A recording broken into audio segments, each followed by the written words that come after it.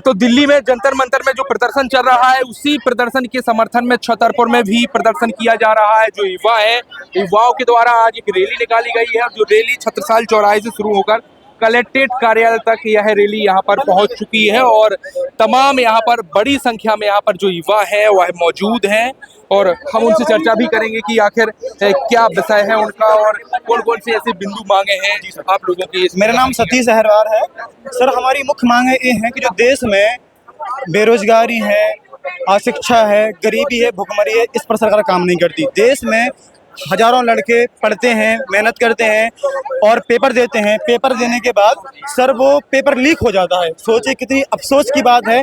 मैं sir sub inspector selected हूँ, मेरा सर पेपर में 110 नंबर आए तो सरकार ने मेरे 15 नंबर घटा दिए सर। कई बार पेपर में अच्छे नंबर आने के बाद भी लोगों को, लड़कों को, पढ़ने वाले युवाओं को क्यों हटी नहीं आपके 15 नंबर? क्या पेपर में मिस्टेक थी या नहीं? पेपर में नॉर्मलाइजेशन में घटते हैं सर। आजकल ये मतलब किसी किसी के सब 10 नंबर बढ़ जाते हैं। मेरा सिंपल सा फंडा है कि जो पैसे भेजते हैं सरकार को, जिनकी जुगाड़ें होती हैं, उनके नंबर बढ़ जाते हैं। जो हम जैसे गरीब असहाय होते हैं उनके नंबर घट जाते हैं। नॉर्मलाइजेशन प्रक्रिया में बदलाव हो और जो नौकरी की प्रक्रिया है वो साफ और सुथरी हो किसी भी स्तर पर। जैसे शिक्षक है कि सोचने वाली बात है सर कि अगर आपको शिक्षक बनना है तो आपको बीए करनी पड़ेगी, फिर बीएड करनी पड़ेगी, तब आप शिक्षक बनते हैं। और आपको अगर शिक्षक मंत्री बनना है तो आपको 10वीं पास चाहिए। तो जो राजनीति के पद हैं उनमें भी एक योग्यता होनी चाहिए और जो उसके लायक है उनको भी पद मिलना चाहिए। क्योंकि सर आप दिमाग लगाइए कि अगर आपको एक शिक्षक बनना है तो आपको 4 डिग्री करनी पड़ती है, उसके बाद एक नौकरी का पेपर पास करना पड़ता है, तब आप शिक्षक बनते हैं। अगर आपको शिक्षा मंत्री बनना है तो आप 10वीं बार पास चल जाओगे शिक्षा मंत्री बनने के। और जो व्यक्ति उसके लायक नहीं है, जिसके पास उसका अनुभव नहीं है, जो अपनी कुर्सी को ठीक से नहीं चला पा रहा है, तो उसको उस कुर्सी से हटा देना चाहिए। जिस दिन हम धर्मेंद्र प्रधान जी कुर्सी से हट जाएंगे तो जो बाकी के कैबिनेट के मंत्री हैं विभिन्न पदों के, उनके अंदर एक डर का माहौल पैदा हो जाएगा। तो वो अपना कार्य पूर्ण कर्तव्यनिष्ठ और सच्ची लगन से करेंगे। इसके कारण देश का विकास होगा, युवा संतुष्ट रहेंगे, युवा तरक्की करेंगे, देश का नाम रोशन करेंगे।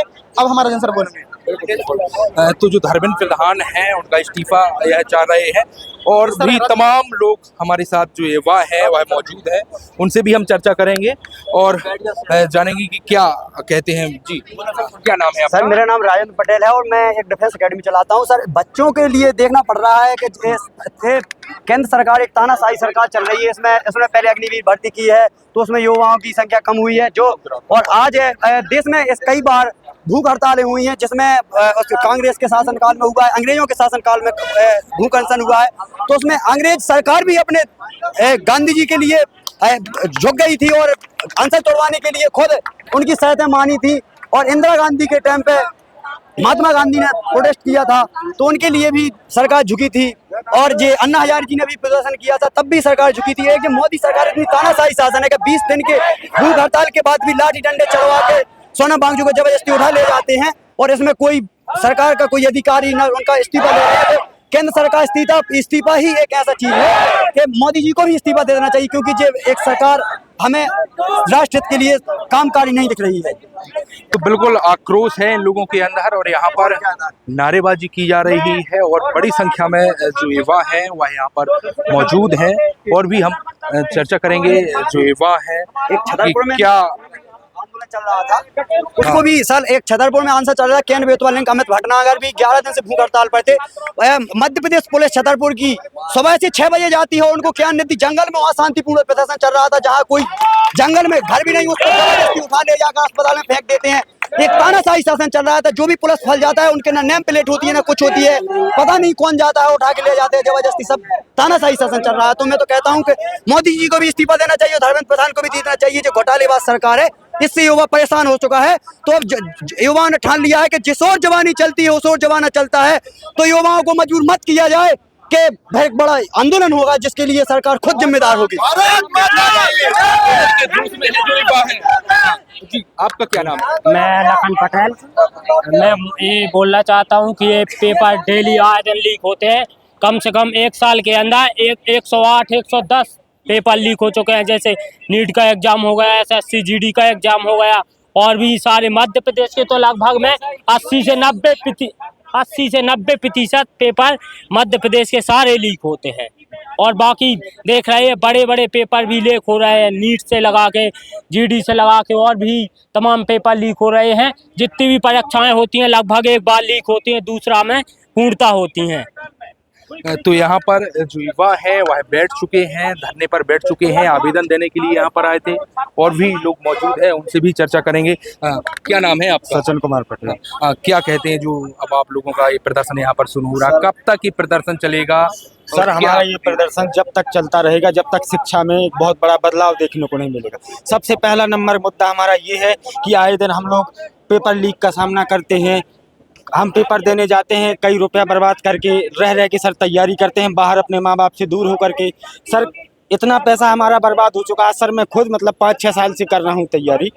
मुझे सर मतलब कई बार ऐसा हुआ कि पेपर देने गया, पता चला अभी SSC GD का पेपर देने गया, वो लीक हो गया। पता चला सर आज की डेट में नहीं होना है, अब वो अगले 10 दिन बाद फिर होना है। सर वहाँ से लौट के आए हम, फिर अगले 10 दिन बाद वही खर्चा किराया लेकर के जाएंगे। इनका सर क्या है, यहाँ तो सरकार ऐसा है कि चल रहा है सर, जो चलना होगा अपने जेब में भर रहे हैं। अब सर इन जेबों भरने से हम क्या करें सर? तकलीफ तो हमें होती है ना सर। आए दिन सर हम कुछ भी करें, पढ़ें तो क्या करें सर, पेपर लीक। और यहाँ पर सर हमारे देश के शिक्षा मंत्री कुर्सी पर बैठे हैं, कोई मतलब ही नहीं है सर। उन्हें एक प्रकार का मतलब नहीं। इतना सर संपूर्ण समूचे भारत वहाँ पर जंतर मंतर में इकट्ठा हो रहा है, वहाँ तो सर थोड़ी भी तो अगर इतना सा भी होता सर, क्या लेना देना? अगर इन्हें पद की गरिमा ना होती तो सर ये अपने हमारे एक आम नागरिकों की आवाज को सुनते।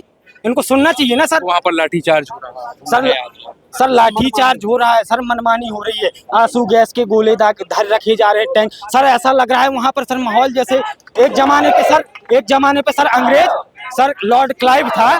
क्लाइव ने जब बंगाल पे सर वो किया था सर, चढ़ाव किया था, तो सर वहाँ के नवाब को मिल करके इतनी तेज मतलब आक्रामक पढ़ाई की जैसे जहाजी बेड़ा उसने पलटा दिया।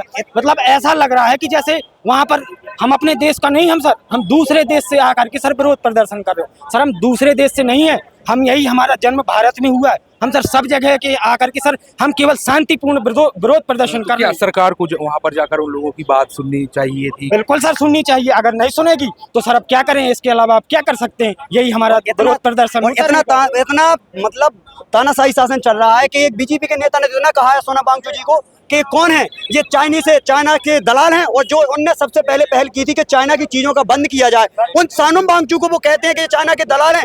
जो भारत के रक्षा मंत्री स्वयं राजनाथ सिंह ने सिंदूर ऑपरेशन में कहा था कि देश का कोई जवान शहीद नहीं हुआ, तो उसमें 6 जवान शहीद हुए थे, उनको ओपन किया गया है। तो जो खुद इस बीजेपी के नेता और सब शिक्षा मंत्री सब नाकाम है, इनको सबको देना चाहिए और ऐसे देशभक्तों को लिए सलाम करना चाहिए। सर ये लोग सोनम वांगचुक सर को मतलब आज बता रहे हैं कि चाइना के दलाल हैं। हमें ये बताइए सर, वो इतना बड़ा पर्यावरणविद है जिसको सर स्वयं रेमन मैग्सेसे अवार्ड, ऐसे विदेशी मीडिया के सारे कितने सारे अवार्ड, तो सर क्या उनको उनकी जो कार्यकारिणी है सर उनके बारे में पता नहीं है क्या सर? सर ये जो हमारे देश के नेता हैं या जो सर हमारे देश के लोग हैं जो सर विपक्ष में हैं, मतलब जब तक इनके काम में करो तो वो उनके पक्ष में है सर। अगर यदि ये सारी चीजें हैं तो उनके बाद मतलब उनको टेररिस्ट घोषित कर दिया जाएगा। जो सरकार के खिलाफ आवाज उठाएंगे उनको टेररिस्ट घोषित कर दिया जाएगा। आज हम सर इतने सर शांतिपूर्ण से प्रदर्शन कर रहे हैं सर, हमें कोई लेना देना नहीं, हम किसी पार्टी से और किसी समाज से किसी उससे सर किसी में नहीं। हमारा सिर्फ इतना मुद्दा है कि जो हमारी बातें हैं वो सर सुनी जाए और उनको समझा जाए, उनको गौर किया जाए। सर विशेष तौर पर शिक्षा पे ध्यान दिया जाए। सर मेरा हाथ जोड़कर यही निवेदन है कि शिक्षा ध्यान दिया जाए। तो जो यहाँ पर ये प्रदर्शन शुरू हो गया है कब तक चलेगा? क्यों आप लोग कब तक रुकेंगे? कंटिन्यू चलेगा कि अभी आवेदन देने के बाद आप लोग? ये प्रदर्शन तो जब तक चलेगा जब तक धर्मेंद्र प्रधान इस्तीफा नहीं दे देते। और आज का जो हमारा प्रदर्शन है वो कलेक्टर साहब को ज्ञापन देने तक है। जब तक कलेक्टर साहब यहाँ पे नहीं आएंगे तब तक हम लोग यहीं बैठे रहेंगे और उन्हीं को हम लोग ज्ञापन देंगे। और ये आप लोगों को पता है कि किस विषय में है।